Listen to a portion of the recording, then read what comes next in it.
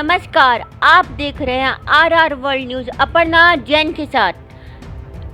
2022 साल और साल 2023 में देश दुनिया में जंगल की आग से लेकर बाढ़, भूकंप और भूस्खलन जैसी घटनाएं हो रही हैं। आर वर्ल्ड न्यूज़ ने विश्लेषण किया तो पाया कि कुछ ऐसे तथ्य हैं जिनके कारण ये त्रासदियां बढ़ती जा रही हैं। तो क्या है ये त्रासदियों का कारण, आइए जानते हैं हम आर वर्ल्ड न्यूज़ के साथ। साल 2022 त्रासदियों से भरा साल निकला। इस वर्ष देश दुनिया में जंगल की आग से लेकर बाढ़ और भूकंप जैसी घटनाएं हो रही हैं। इन सब का जिम्मेदार क्या है? इन सब का जिम्मेदार जलवायु परिवर्तन है, जिसके कारण बाढ़, चक्रवात, भूस्खलन और बादल फटने जैसी प्राकृतिक आपदाएं देखने को मिल रही हैं। 2022 की सबसे भयानक आपदाएं भारत और नाइजीरिया में बाढ़ से लेकर युगांडा में सूखे और अफगानिस्तान में भूकंप तक फैली हुई है। अगस्त 2022 के पूरे महीने में अफगानिस्तान में बेमौसम भारी वर्षा की मार झेली। वो अफगानिस्तान जहां पर कभी बारिश का नामो निशान नहीं था, वहां पर बेमौसम भारी वर्षा, बेमौसम गिरी ये बारिश इस देश के लिए विनाशकारी साबित हुई। अफगानिस्तान में आई इस बाढ़ और भूस्खलन में कम से कम 182 लोगों की जान चली गई। इतना ही नहीं, 2 महीने पहले ही अफगानिस्तान ने भूकंप की मार भी झेली थी, जिसके बाद देश के तालिबान नेतृत्व ने अंतर्राष्ट्रीय समुदाय से सहायता मांगी है। यदि हम इन सब का कारण पता करें तो हमें लगेगा प्रकृति अपना बदला स्वयं ले रही है। प्रकृति अपना बदला स्वयं ले रही है। प्रकृति में मानव हस्तक्षेप के परिणाम स्वरूप कई नकारात्मक परिणाम हो रहे हैं, जैसे कि वनों की कटाई, प्रदूषण, आवास विनाश, प्रजातियों के विलुप्त, जलवायु परिवर्तन और पर्यावरणीय गिरावट। ये गतिविधियां अक्सर प्राकृतिक जलवायु को बाधित कर रही हैं, जिससे जैविक विविधता, मिट्टी और जल संसाधनों में गिरावट हो रही है और पर्यावरण पर हो रहे हैं हानिकारक प्रभाव। मानवीय गतिविधियां जैसे कि औद्योगिकीकरण, शहरीकरण और गहन कृषि ने ग्लोबल वार्मिंग और जलवायु परिवर्तन पर नकारात्मक असर डाला है। वातावरण में बड़ी मात्रा में ग्रीन हाउस गैसों को जारी किया है। औद्योगिक प्रक्रियाओं, ऋषि रन ऑफ और अपशिष्ट निपटान में से प्रदूषण मानव और वन्य जीव स्वास्थ्य के लिए खतरा पैदा करने के लिए हवा, पानी और मिट्टी को दूषित कर दिया है। ऋषि लॉगिंग और बुनियादी ढांचों के विकास के लिए वनों की कटाई ने प्राकृतिक निवास स्थान के विशाल क्षेत्र को नष्ट कर दिया है। वन्य जीवों को उनके अस्तित्व को चुनौती दी है। पूर्वी अफ्रीका का अधिकांश हिस्सा भयानक सूखे की चपेट में है। ये सूखा इतना भयानक है कि संयुक्त राष्ट्र ने इसे 40 से अधिक सालों में सबसे खराब सूखा करार दिया है। इस सूखे की वजह से लाखों लोगों के ऊपर भूखमरी का खतरा मंडरा रहा है। स्थानीय और अंतर्राष्ट्रीय दोनों अधिकारियों के आंकड़े अलग अलग हैं, लेकिन इन आंकड़ों के मुताबिक अकेले पूर्वोत्तर युगांडा में भूखमरी से मरने वालों की संख्या 200 से ऊपर है। कुछ अनुमान बताते हैं कि सूखे के वर्तमान हालत इतने भयावह हैं कि प्रत्येक 36 सेकंड में एक व्यक्ति की जान जा रही है। यूरोपीय आयोग का कहना है कि कुछ क्षेत्रों में फसल के उत्पादन में कमी के साथ कुपोषण के उच्च स्तर के 2023 तक बने रहने की उम्मीद है। क्या कारण है इसका? इसका कारण है मनुष्य ही प्रकृति का दुश्मन हो रहा है। मानव गतिविधियां वायु प्रदूषण, जल प्रदूषण और मिट्टी प्रदूषण सहित प्रदूषण के विभिन्न रूपों को उत्पन्न कर रही है। प्रदूषण जलवायु, वन्य जीव और मानव स्वास्थ्य पर हानिकारक प्रभाव डाल रहा है।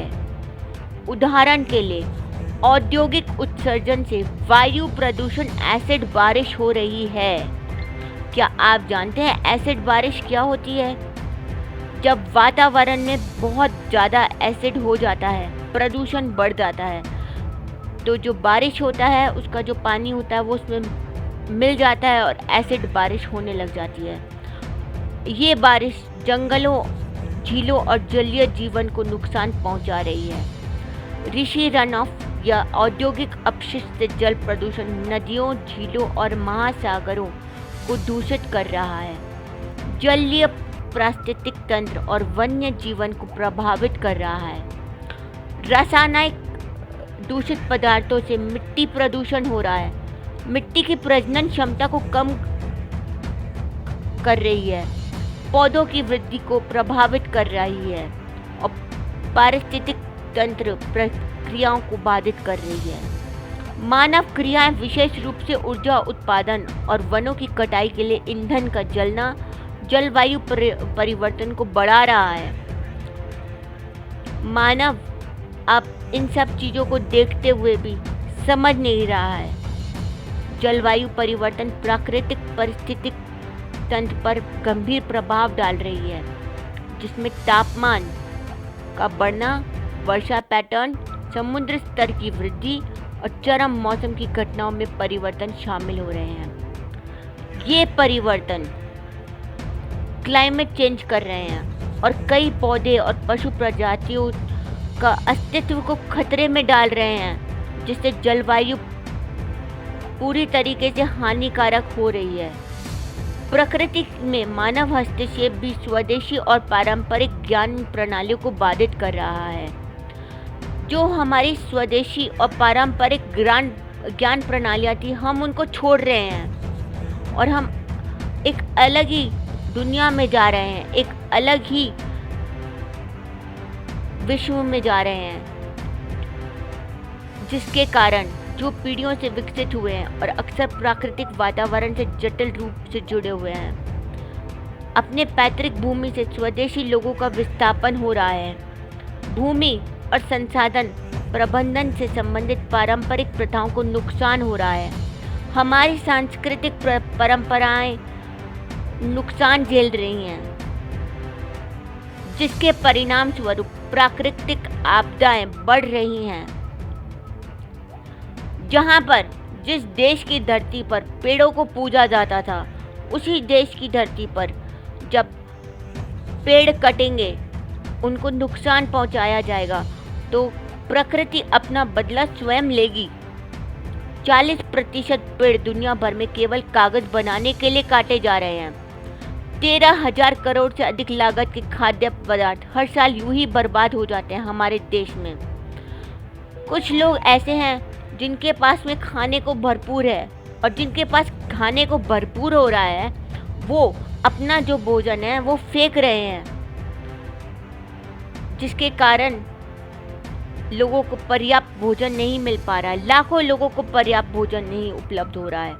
मध्य प्रदेश में 2400 झीलें हैं, लेकिन इनमें से केवल 20 ही पानी पीने योग्य हैं। ये सच अधिकृत सरकारी आंकड़े ही बयान कर रहे हैं। क्या हम समझ सकते हैं कि जहां पर कुछ देश के कुछ हिस्से में या विश्व के कुछ हिस्सों में पानी, जल, पीने योग्य जो पानी होता है, उसको बर्बाद किया जा रहा है और कहीं पर सूखा पड़ रहा है। 20% लोग दुनिया में उतनी बिजली नहीं दिखाते।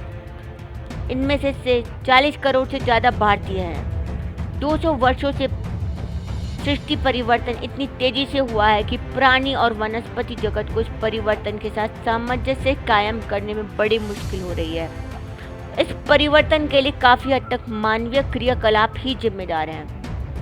कैसे जिम्मेदार हैं, यह जानने के लिए आप देखते रहिए RR वर्ल्ड न्यूज़।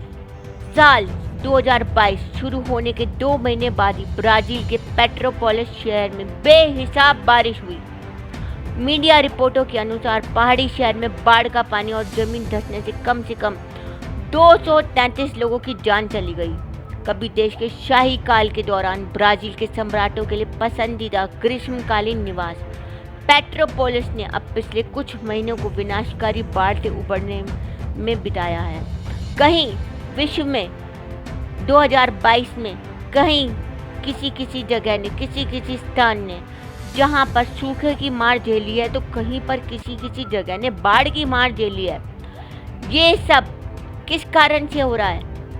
इसका कारण कोई दूसरा नहीं है, इसके जिम्मेदार सिर्फ पूर्णतः मानव जाति है। मानव जाति ने हर बार प्रकृति में हस्तक्षेप किया है, हर बार प्रकृति को नुकसान पहुंचाया है।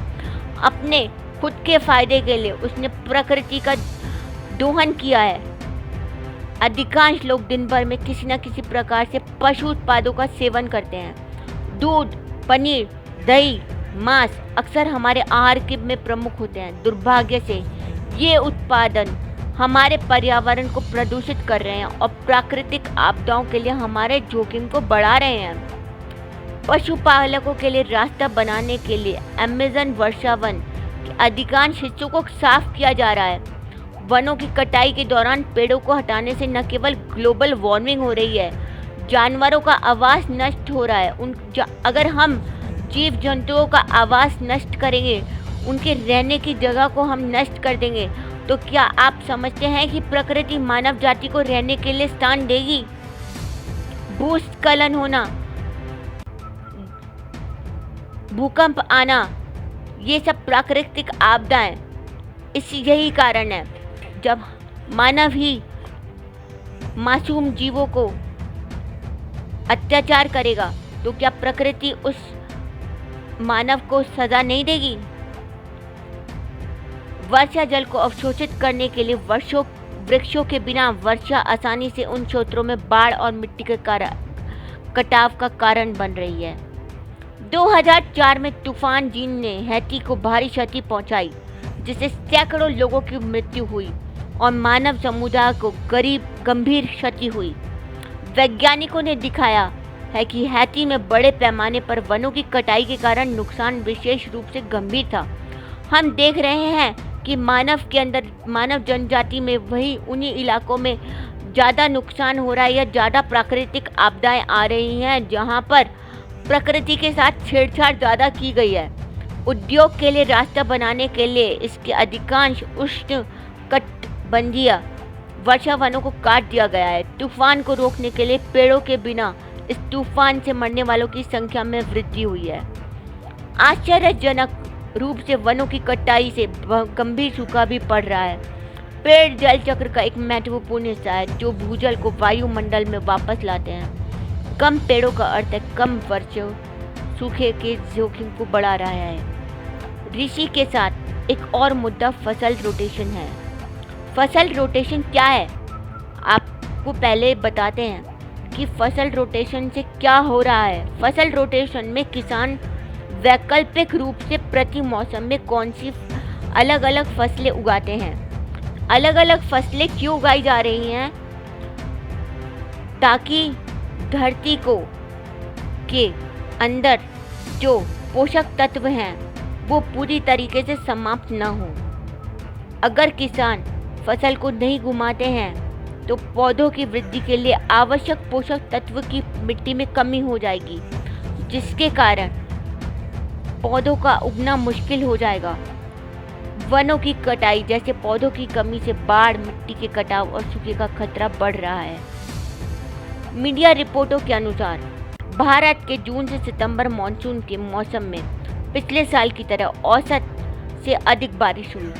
इससे सबसे अधिक प्रभावित क्षेत्रों में पूर्वोत्तर राज्य असम रहा, जहां बाढ़ और भूस्खलन से कम 192 लोग मारे गए हैं। ब्रह्मपुत्र नदी आमतौर पर हमेशा ही अपना रास्ता बदलती है और खेतों और गांवों को अपने अंदर ले लेती है, लेकिन हाल के वर्षों से इस नदी के विनाश की आवृत्ति और गंभीरता में वृद्धि हुई है। पर्यावरणविदों और जल संरक्षणवादियों की आम राय है कि प्रकृति की सत्ता के साथ खिलवाड़ के कारण पर्यावरण का संतुलन बिगड़ रहा है। अब ये पर्यावरणवादी और जो जल संरक्षणवादी हैं, जब ये खुद ही बता रहे हैं कि मानव जाति पूरी तरीके से प्रकृति के साथ खिलवाड़ कर रही है, संसाधनों का दोहन कर रही है, जिसके कारण प्राकृतिक आपदाएं बढ़ रही है, प्रकृति बदला ले रही है।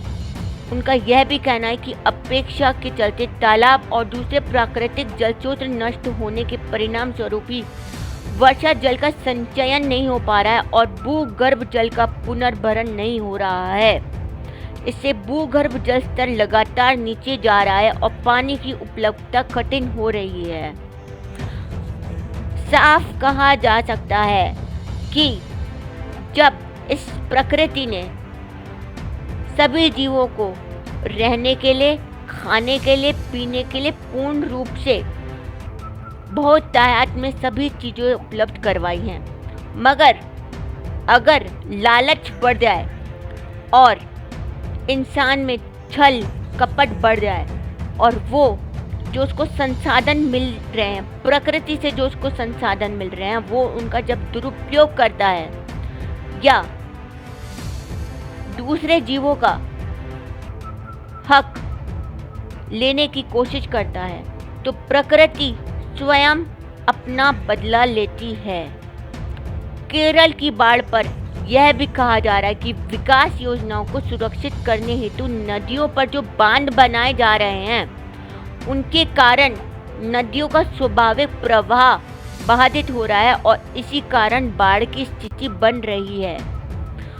मानव जाति ने प्रकृति का जरूरत से ज्यादा दोहन किया है, प्रकृति के साथ खिलवाड़ करा है, जिसका कारण है अब प्राकृतिक आपदाएं बढ़ती जा रही हैं। अगर हम प्रकृति से खिलवाड़ करेंगे तो उसकी भरपाई करनी ही पड़ेगी। बड़े पैमानों पर वनों की कटाई के कारण मिट्टी ढीली हो रही है और बाढ़ का कारण बन रही है, क्योंकि ये मिट्टी अत्यधिक वर्षों का होल्ड नहीं कर पा रही है। जब मानव जाति पेड़ों को काटती है, अंधाधुंध पेड़ों को काटती है, तो क्या वो समझ सकती है कि जिन पेड़ों को वो काट रही है उसके कारण उनको प्राकृतिक आपदाएं झेलनी पड़ेगी? फिर भी कुछ एक्सपर्ट सवाल उठाने लगे हैं कि हमारी लापरवाही कुछ हद तक इसके लिए ज़्यादा जिम्मेदार है। जैसे कि बिहार में बाढ़ का मुख्य कारण मध्य प्रदेश के बाण सागर डैम से पानी छोड़े जाने का माना जा रहा है। साथ ही गंगा, सोन आदि नदियों में गाद भरा होना भी इसके कारण में है। जिन नदियों को भारत देश पूजा करता था, जब उन्हीं गंगा नदियों को प्रदूषित किया जाएगा, तो क्या आप समझ सकते हो मानव जाति को इस चीज़ की सज़ा नहीं मिलेगी? प्रकृति मानव जाति से पूर्ण रूप से बदला लेगी। भारी वर्षा के कारण नदियां ओवरफ्लो हो रही हैं। गाद जमने के कारण इनकी पानी स्टोर करने की कैपेसिटी घट रही है। इसके साथ बढ़ते शहरीकरण से नदियों के तटबंध असुरक्षित और कमज़ोर हो रहे हैं। आरआर वर्ल्ड न्यूज़ की टीम ने स्टडी करा और स्टडी करने के बाद में पाया कि जो पारंपरिक रूप से जो ज्ञान हमें हासिल हुआ था, हम उस ज्ञान को जब उस ज्ञान को कार्य में न लेकर के और हम वेस्टर्न कल्चर की तरफ चले जाएंगे, तो प्रकृति अपना बदला लेगी। जिस पारंपरिक रीति रिवाजों के द्वारा नदियों को पूजा जाता था, जब उन्हीं नदियों का दोहन होगा, उनका दुरुपयोग किया जाएगा, तो क्या नदियाँ हमें वो सुरक्षित जीवन दे पाएंगी जो पहले देती थी? हाल ही में हुई कई स्टडीज़ में इस बात का खुलासा हुआ है कि वैश्विक गर्मी यानी ग्लोबल वार्मिंग का स्तर लगातार बढ़ रहा है। पुराने प्रलय के सबूतों को खोजने वाले वैज्ञानिकों की टीम में शामिल कनेक्टिकट यूनिवर्सिटी के सेडिमेंटोलॉजिस्ट क्रिस्टोफर फील्डिंग ने कहा है कि वैश्विक तापमान परमियन काल के बराबर पहुंच रहा है। दुनिया की कई नदियों और झीलों में खतरनाक बैक्टीरिया और जहरीले शैवालों की मात्रा लगातार बढ़ रही है। मानव जाति ने खुद ही जिन नदियों को उसने पूजा था, उन्हीं नदियों को जब वो जहरीला कर देगी मानव जाति, तो वो जहर उनके पूरे शरीर में अपने आप पहुंचेगा। ये वैसी ही स्थिति है जैसे 25.2 करोड़ साल पहले बनी थी। इनसे नदियाँ और झीलें सांस लेने लायक नहीं बचेंगी। कई प्रजातियों का सामूहिक विनाश होगा। एक प्रजाति के खत्म होने का असर दूसरे पर पड़ेगा। इस तरह धरती का इकोसिस्टम बिगड़ेगा और ये होगी प्रलय की शुरुआत। प्रकृति अपना बदला स्वयं लेगी। मानव जाति से प्रकृति अपना बदला लेगी, क्योंकि मानव जाति ने खिलवाड़ किया है प्रकृति के साथ में, दोहन किया है। जिस धरती माता को पूजा जाना चाहिए था, उसी धरती माता का दोहन किया जा रहा है। हम अपने विकास के लिए धरती माता का ख्याल नहीं रख रहे।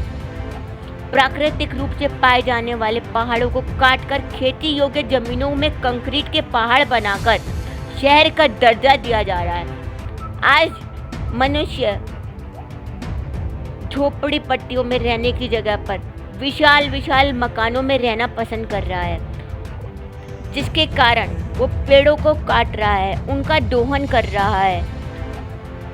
मासूम जीवों की हत्या हो रही है। विकास की अंधी दौड़ में पर्यावरण का ध्यान नहीं रखा जा रहा है, जिस कारण पर्यावरण और धरती माता पर विपरीत असर पड़ रहा है, जो वर्तमान में अब देखने को मिल रहा है। पर्यावरण प्रदूषण की मुख्य समस्या है। एक बहुत ही विशाल शब्द है। प्रदूषण से धरती माता विषाक्त हो रही है। धरती माता का दोहन किया गया था, धरती माता का दोहन हुआ जा रहा है, जिसके कारण जहरीली हो गई है धरती माता।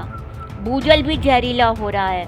पर्यावरण में पाए जाने वाले वृक्षों पर भी कुप्रभाव हो रहा है। जंगलों की कटाई हमारी धरती माता व प्रकृति को एक अपूरित क्षति करके मानव द्वारा नष्ट किया जा रहा है, जिसका कुपरिणाम यह है कि आज माँ के स्तन से विषैला दूध निकलता है, अन्न में विषैले अंश पाए जाते हैं, जिसके फलस्वरूप मानव व पशुओं में तरह तरह की बीमारियां हो रही हैं। यहाँ तक कि मुर्गी का अंडा उत्पादन भी अंधाधुंध रसायन इस्तेमाल से प्रभावित हो रहा है। मानव गतिविधियां वैश्विक हानि का एक प्रमुख कारण है। आवास को विनाश किया जा रहा है। भोले भाले निर्भीक जीव जो हैं, उनके जंगलों को काटा जा रहा है। उनके रहने की जो जगह है उसका नाश किया जा रहा है। क्या मानव जाति किसी जंगल को नष्ट करने से पहले सोचती है कि यहाँ पर रहने वाले पशु पक्षियों का क्या होगा? अपने स्वार्थ को पूर्ण करने के लिए मानव जाति ने पशु पक्षियों को नुकसान पहुंचाया है, जिसका यही नतीजा निकलेगा कि प्रकृति अपना बदला स्वयं लेगी। भीषण प्रलय के रूप में, भीषण रूप से प्राकृतिक आपदाओं के रूप में, प्रदूषण, जलवायु परिवर्तन और आक्रामक प्रजातियों की शुरुआत जैसी गतिविधियों में कई संयंत्र और पशु प्रजातियां विलुप्त हो रही है। जलवायु का नुकसान क्लाइमेट प्रक्रियाओं को बाधित कर रहा है। खाद्य सुरक्षा, औषधीय संसाधनों और सांस्कृतिक मूल्यों सहित मानव कल्याण को नकारात्मक रूप से प्रभावित कर रहा है। प्रकृति में मानव हस्तक्षेप सामाजिक और आर्थिक दृष्टि से हानिकारक हो रहा है। विशेष रूप से कमजोर समुदाय अपनी आजीविका के लिए प्राकृतिक संसाधनों पर निर्भर रहते हैं। प्राकृतिक संसाधनों का दुरुपयोग महाविनाश का कारण बन रहा है।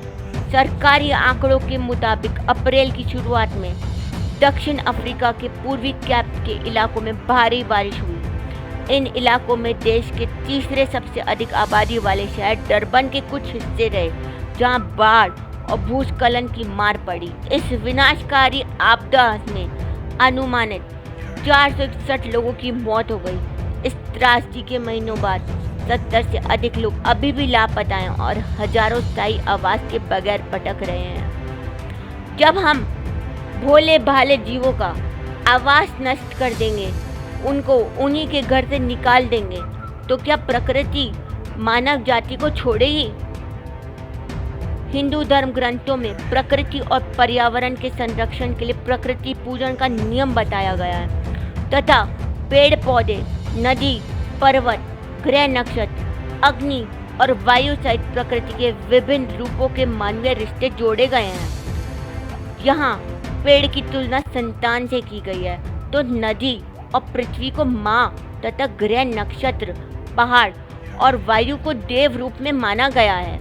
इनकी हमें रक्षा करनी चाहिए, परंतु हम अपने ही गलत कार्यों से प्रकृति के साथ खिलवाड़ कर रहे हैं। इसके परिणाम स्वरूप न सिर्फ पर्यावरण बिगड़ने से तरह तरह की प्राकृतिक प्रकोपों, भूकंपों, बेमौसमी वर्षा, बाढ़ों, आकाशीय बिजली गिरने तथा अन्य प्राकृतिक आपदाओं के चलते भारी विनाश हो रहा है, बल्कि लोग गंभीर बीमारियों का शिकार हो रहे हैं।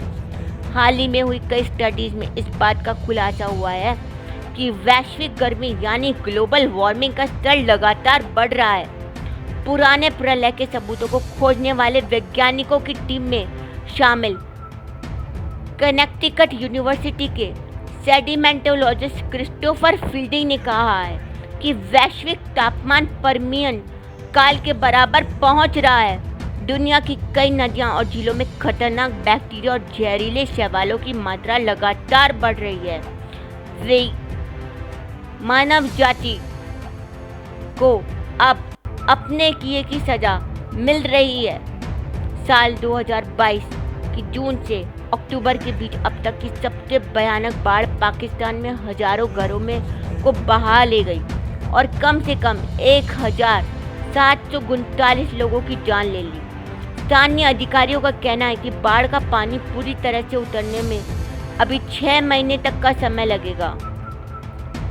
जिस तरह से तापमान बढ़ रहा है, जंगलों में आग की घटनाएं बढ़ रही हैं। साल 2019 के अंत तक और 2020 के शुरुआत में ऑस्ट्रेलिया में लगी जंगल की आग सबसे बड़ा उदाहरण है, जिसमें करोड़ों जीव जंतु खत्म हो गए।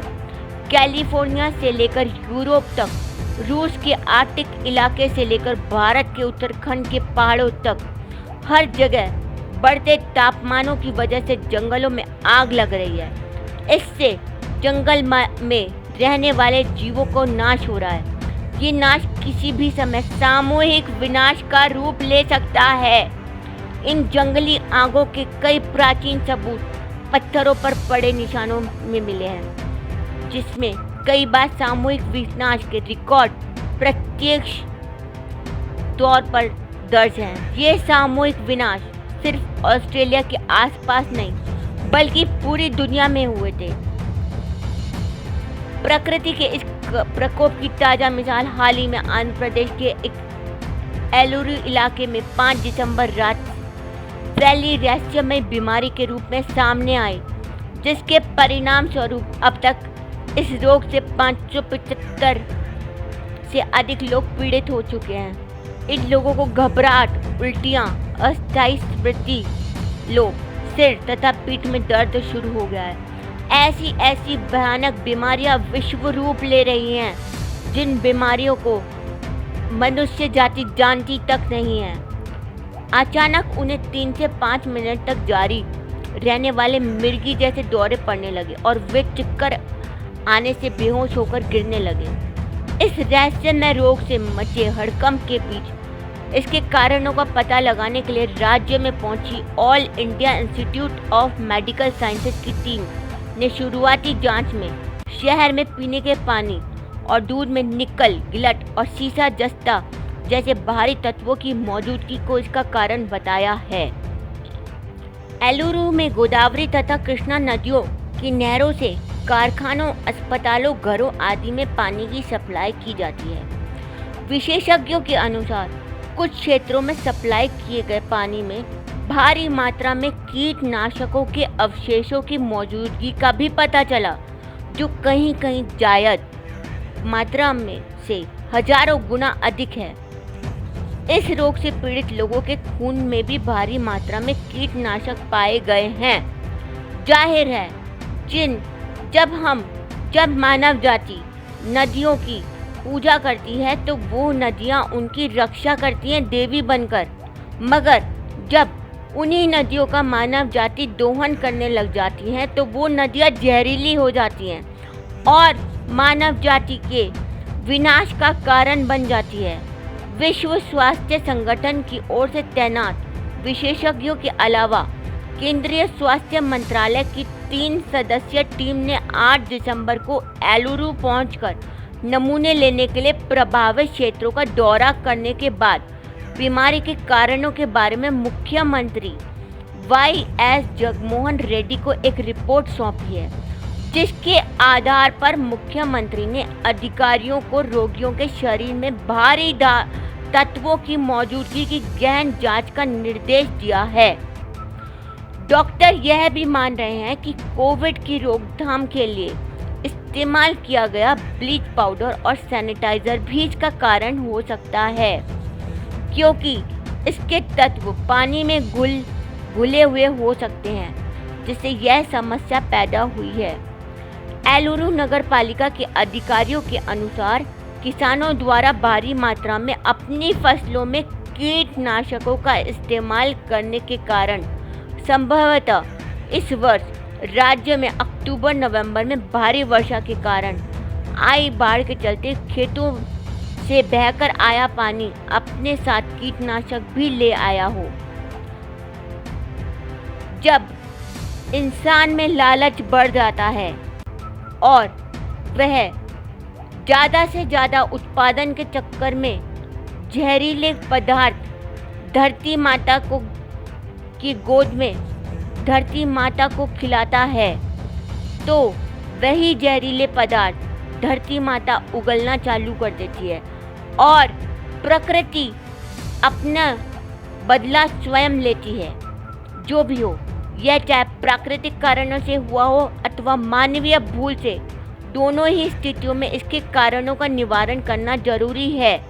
और यदि इसका कारण मानव का प्रकृति से छेड़छाड़ या शरारत करना पाया जाता है, तो हमें और अधिक सतर्क होने और स्वयं में सुधार लाने की ज़रूरत है।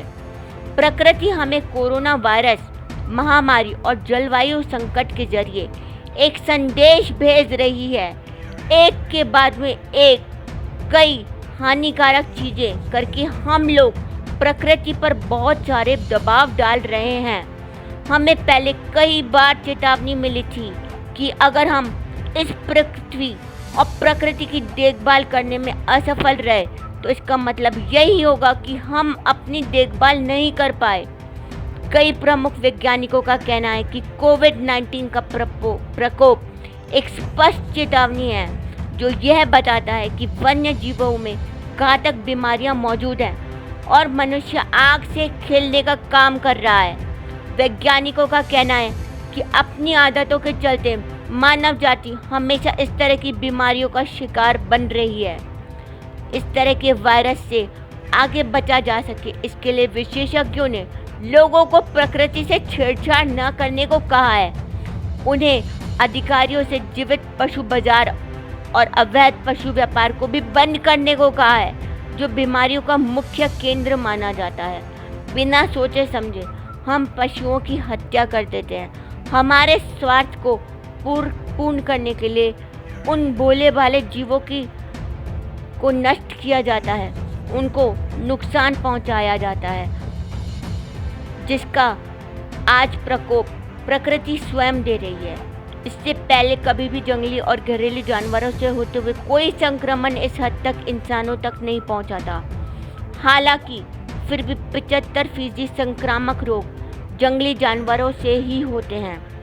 कटते पेड़ और घटते जंगलों में हमें जानवरों के और करीब ला दिया है। बदलते पर्यावरण, ऑस्ट्रेलिया के जंगलों में लगी भीषण आग, जरूरत से ज़्यादा बढ़ता तापमान और केन्या में कई सालों से हो रहे टिड्डे दलों के हमले के जरिए प्रकृति हमें संदेश भेज रही है। जाने अनजाने हम कहीं ना कहीं प्रकृति से जुड़े हुए हैं और हमें उसके साथ अपना रिश्ता और मजबूत बनाने की ज़रूरत है। पिछले कुछ सालों में Ebola, bird flu, Rift Valley, बुखार, West Nile virus, Zika virus, SARS और मेर्स जैसी मानव संक्रामक रोगों का प्रकोप बढ़ा है। पृथ्वी ही हमारे लिए स्वर्ग, पृथ्वी ही हमारे स्वर्ग का साकार रूप है। हमने उसी को चुनौती दे दी, इसलिए आज न दिखने वाले संक्रमण का असर सबके सामने है। नजर नहीं आने वाले संक्रमण ने जीवन को मृत्यु में बदल दिया।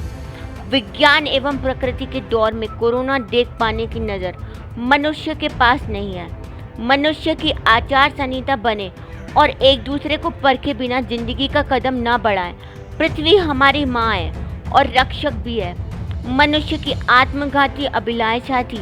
हम इतने लालची हो गए कि हमारा पानी खत्म होने लगा, पेड़ जंगल खत्म होने लगे। हरे भरे पेड़ पृथ्वी के फेफड़े हैं। पेड़ों के चलते ही पर्यावरण संतुलन बना रहता है। प्रकृति से छेड़छाड़ के कारण ही सुनामी भुगतनी पड़ती है और मानव जीवन पर खतरे आते हैं। विकास के नाम पर इंसान ने जीवन शैली बदली है, जिस कारण प्रदूषण बढ़ा।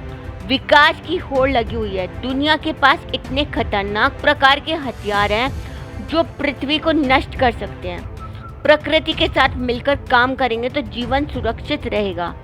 इंसान ने नदियों का ख्याल नहीं रखा और वह सूखती रह गई तथा प्रदूषित हो गई। यदि जंगल काटने हैं तो उससे 3 गुना ज़्यादा पौधे लगाने चाहिए, तब उस स्थिति को संतुलन किया जा सकता है। जिन घातक केमिकल का प्रयोग कर रहे हैं उन सब चीज़ों को बचना होगा। मानव को अपना अस्तित्व चाहिए तो पृथ्वी की सुरक्षा के लिए उसे सोचना पड़ेगा। वैज्ञानिकों ने कहा है कि प्रकृति के दोहन से मित्र जीव भी नाराज होकर तरह तरह की विभीषिकाएं प्रदान करते हैं।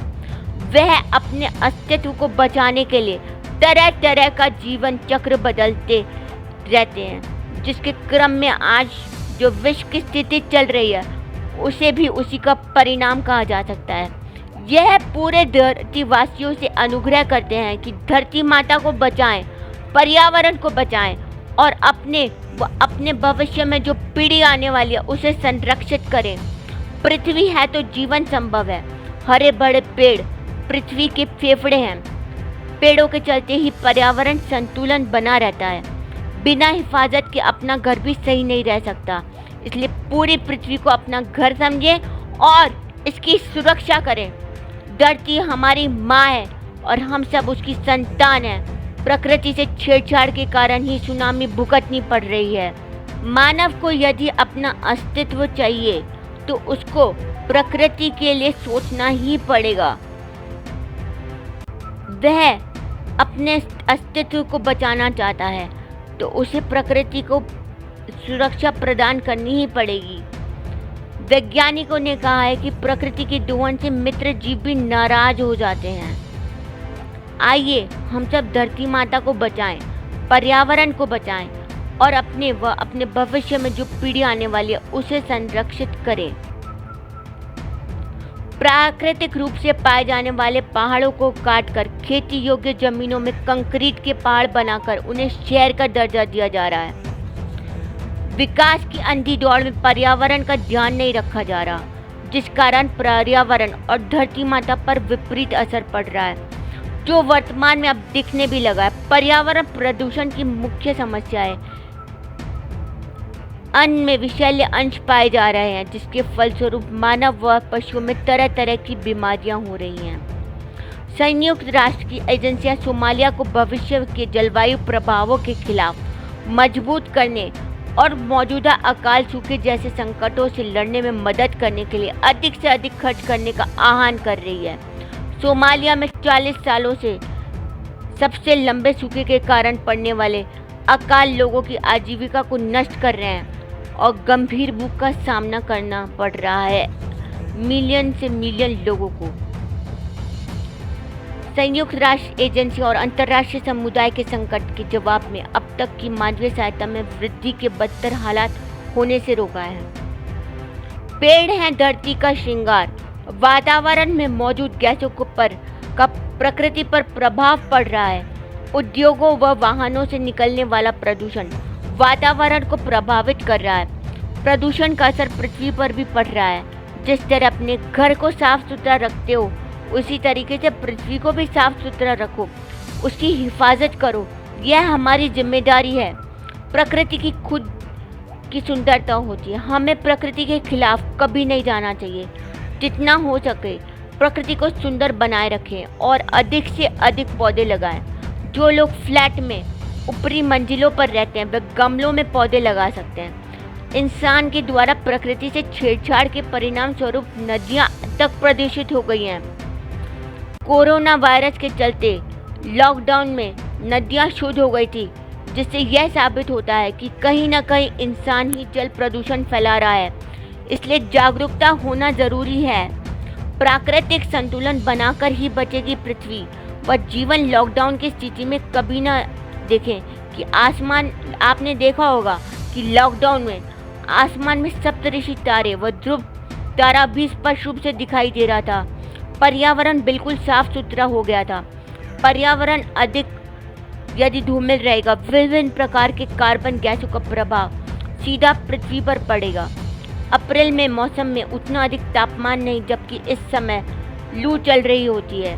पृथ्वी को विकास के नाम पर जितना नुकसान पहुंचाया है, चाहे वह ऋषि या औद्योगिक क्षेत्र हो या फिर शहरीकरण की बात हो, इंसान ने हर जगह प्रकृति को असंतुलित करने की बार बार कोशिश करी है। पहाड़ों व नदियों में खनन चलता है।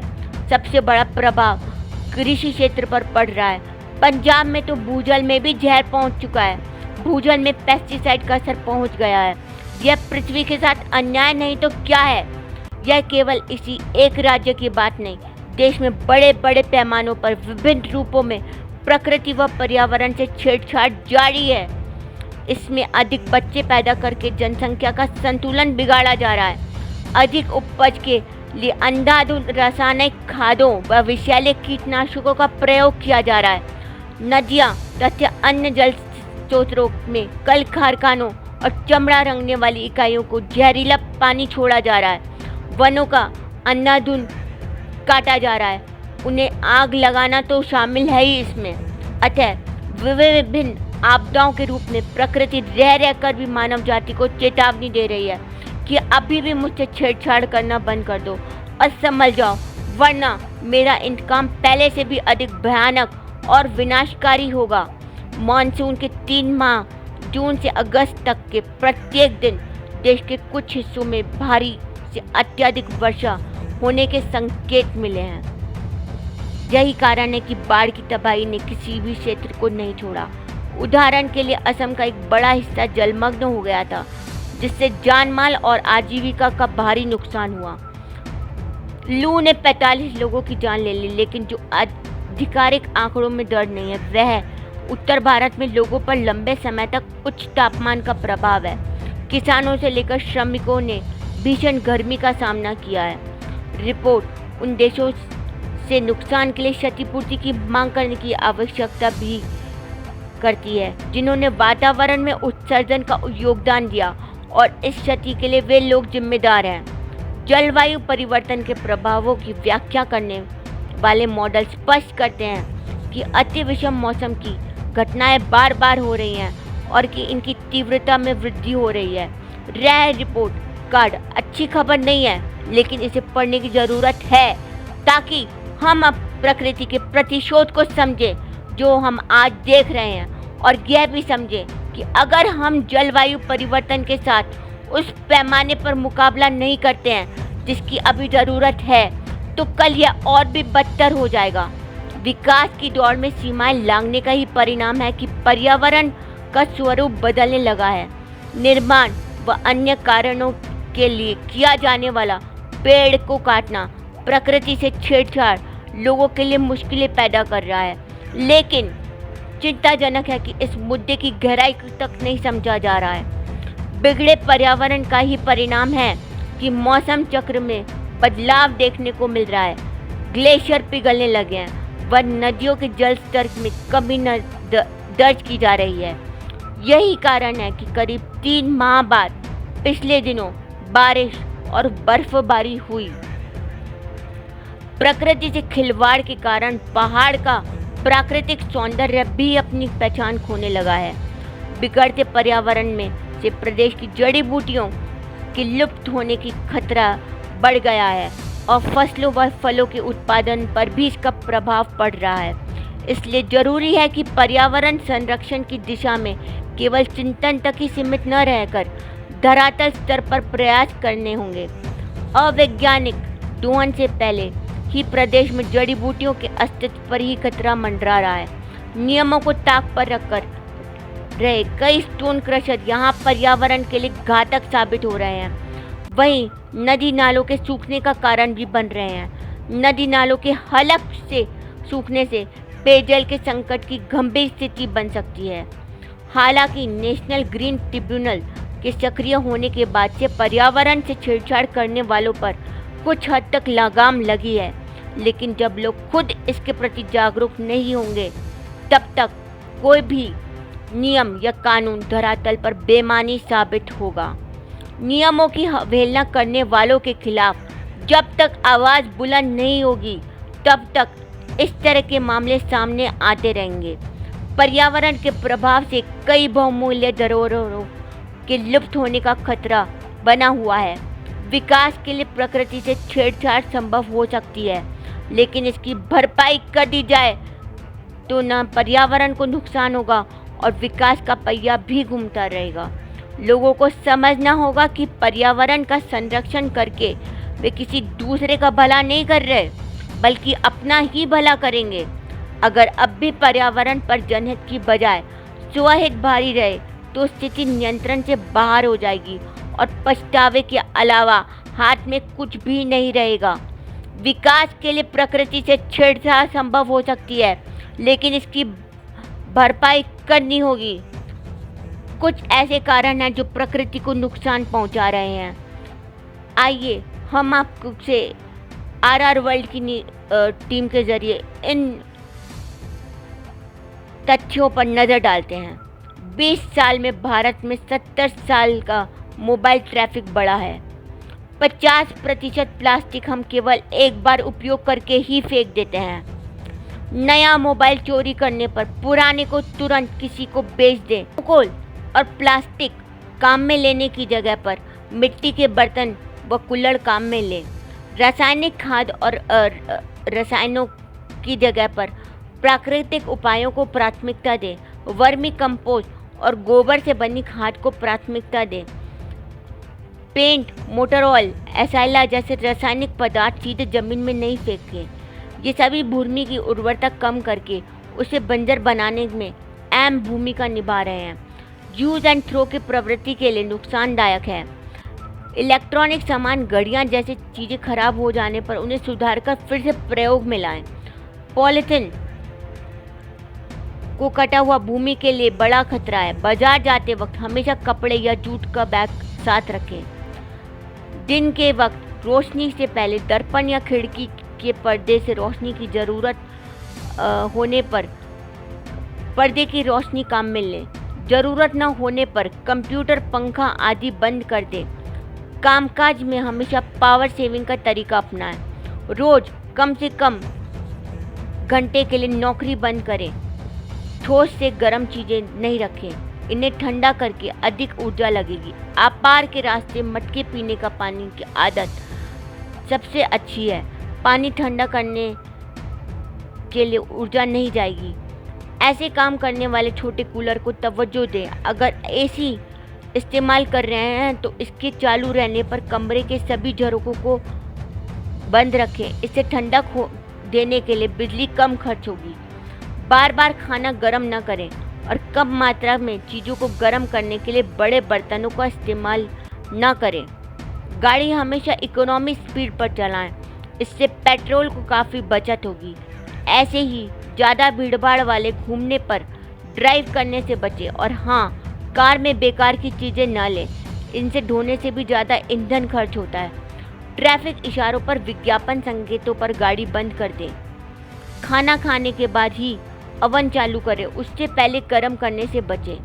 हम सभी, पूरी मानव जाति अगर सब प्रकृति की रक्षा करने का भार अपने जिम्मे ले ले तो काफ़ी हद तक ये जो प्रलय आ रही है, बार बार में प्राकृतिक आपदाएं आ रही हैं, उनसे हम काफ़ी हद तक बच सकते हैं। संभव हो तो रोज के कपड़े हाथ से धो लें। वॉशर का उपयोग भी करें तो ड्रायर का उपयोग बहुत आवश्यक होने पर करें।